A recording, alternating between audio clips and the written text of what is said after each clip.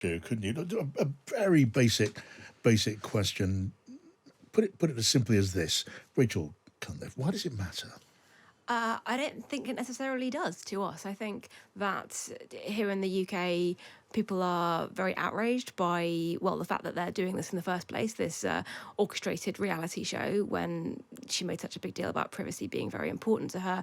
And obviously, the criticisms of the royal family, they are going to land in a certain way. But I don't think any of this is intended for us at all. I sort of feel the same way about this documentary, documentary inverted commas, as I do about Meghan Markle's podcast, where she is called Archetypes, and she was interviewing strong, powerful women, although she was mostly talking about herself and feminism, and it got absolutely slated in the UK press with some very funny reviews, actually. But it wasn't for us. It was for her audience in California and her fan club there, who are not necessarily huge fans of the monarchy, who see England as being very quaint and very outdated, Yeah. who seem to have this idea of British people that we'd never hug anyone ever. And I think this is who this is for. And I think they are going to absolutely lap it up. It's not about trying to win over the British public. It's not even about trying to tell her side of the story to us. It's about building her brand or their brand over there. And I actually think it's going to be hugely successful at that, Yes. regardless of what we may think of it here. Yeah. I mean, look, Rachel, is it fair to say that in the tension, the sort of the adversarial tension in this whole spectacle, you're seeing the attention between generations. You're seeing a tension between different slices of society, between cultures. It's played into the culture war in a very, very distinctive way, and in that sense, it's illustrative of society today. Maybe not entirely consciously, but revealing in that way.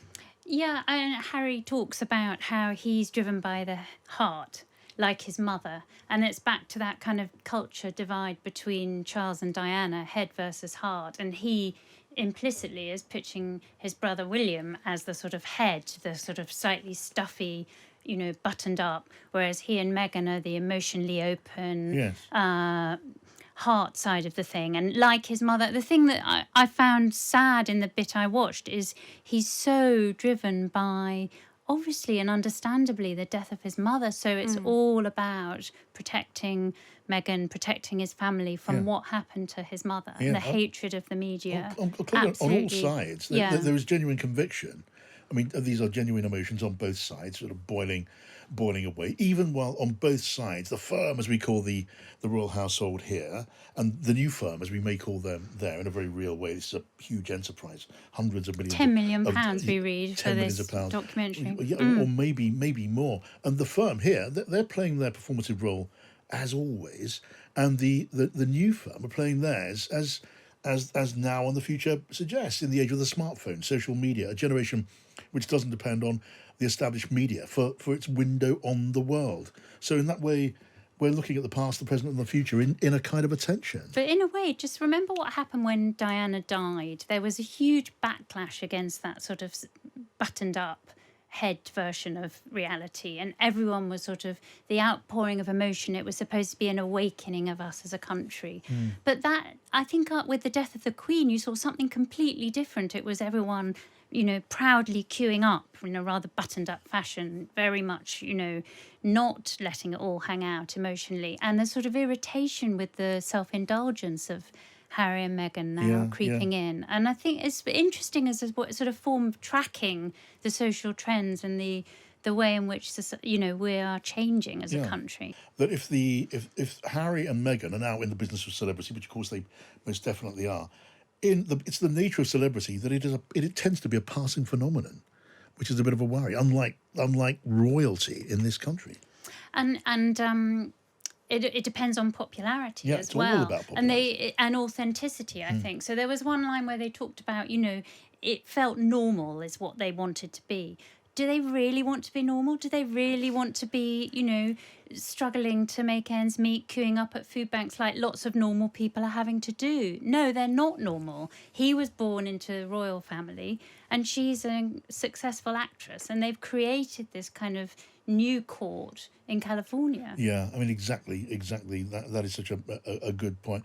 And Rachel, Cunliffe. I mean, celebrity, it's got to be fueled, hasn't it? It's got to be fed. It needs momentum the entire time, or it just fades through lack of momentum. And they do have to keep the story going. I mean, we had the Oprah interview in March last year, and we've had sort of numerous interviews, and obviously the podcast sort of since then. There was a limited time of their relationship during which they were close with the royal family or working royals, and you do wonder how many revelations are there to come. How much can they mine that experience? Really, they ought to be thinking about, and I'm sure they are, transitioning into something else. There was a rumour about Meghan doing the voiceovers for Disney princesses at one point.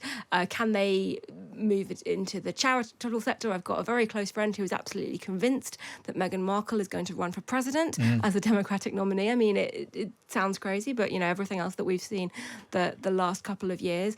I do think it's interesting. The idea that even America might be tiring of them. I do think that she does have a sort of core fan club who are sort of diehard Meghan fans, and nothing can put them off. But there were things in the documentary, like talking about meeting the Queen and not knowing she had to curtsy, and kind of turning that into a humorous moment.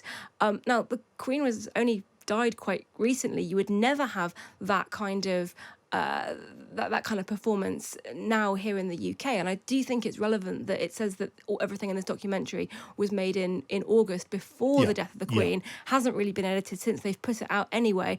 I wonder if the timing, obviously not everyone in America feels the same way about the monarchy as we do here, but the timing, I think, might actually be more awkward for them than perhaps they would have anticipated. I'd like to ask you this, Rachel. I mean, you are really looking forward, it seems to me, to be watching it this evening. Is that professional interest because it's such a big talking point, or are you just looking forward to kicking back and pouring yourself a glass of wine and enjoying it? I think it's going to be quite relaxing. I mean, I watch all of these things. I watched, for example, the Prince Andrew interview that we all did, and our sort of jaws dropped at the revelations. I'm not expecting revelations like that, but I think it has been very well made. Like I said, it looks very slick. It looks, the music is quite sort of performative. I think it looks like it's a good piece of showmanship, and I will enjoy it for those reasons, not necessarily as something that's going to give me any insights that we haven't had already. What about you, Rachel? I mean, you said you might watch it, and there's no absolute obligation to be extremely enthusiastic about gobbling this stuff up. I will tell you, I'm not, and I wonder, are you? So I watched it because I knew we were going to talk about it tonight, so I watched a bit of it, and actually I did find myself quite gripped, slightly to my surprise, because it was so sort of, I mean, in a way, grim, and you know, it was. That wasn't the desired effect. No, was it? but it's so kind of saccharine. And I think perhaps for a British audience who's used to sort of slightly more cynical take, it just felt very kind of cheesy, very American. It's been written as a drama, really, hasn't it? Yeah, almost like with a plot and a script and characters. And this is our love story. And the other thing that I found sort of concerning and irritating was this idea of our truth, their truth. And already you've got the palace denying that anybody was asked what their reaction was. So there's a sort of sense of, actually, there isn't such a thing as your truth. There is the truth. It may be that the production values are just too high for its own good. I mean, it just needed a bit more cinema veritas. It looked as if these were revelations from the heart. No, they have have not a that. huge production. That's what's rather irritating. They have the sort of handheld mobile phone footage, but even it's all as part of a kind of very curated, very kind of manicured even the rough performance. footage is treated as if it was, I don't know, something that was put together by a Hollywood producer, which indeed it now has been. I've got to move on. I was going to say that I do think they're quite sweet, though. I do believe in their love story. Royal family stuff aside, I think the relationship it's quite sweet. I wouldn't put my relationship on TV if I felt like that about someone, but I do believe in them as a couple. Actually, I do like ending this conversation on the comment, it is rather sweet. That's nothing wrong with that. Very unlike a lot of the comment we've been listening to and seeing during today. But I think we will be back to this. Maybe there's three of us again this time next week.